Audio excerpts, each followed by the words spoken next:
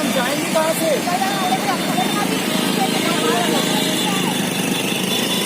जैसा कि आप लोगों ने देखा, ये कचरा हमें डस्टबिन में डालना चाहिए और हम लोग रोडों पे, बस स्टैंड के साइड में, रेलवे ट्रैक्स के साइड में, जहाँ हमें खाली जगह दिखती है प्ले ग्राउंड में, वहाँ डाल के चले जाते हैं।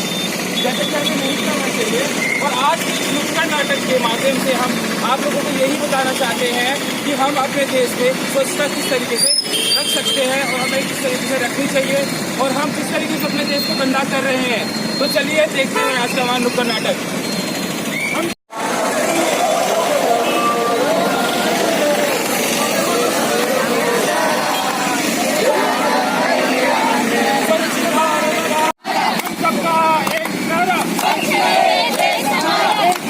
साफ करो, दूसरे हाथ से मौत करो।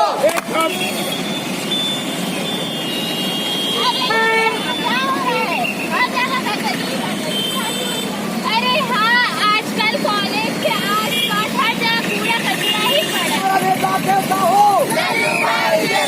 हमारा नेता कैसा हो, लेते हैं।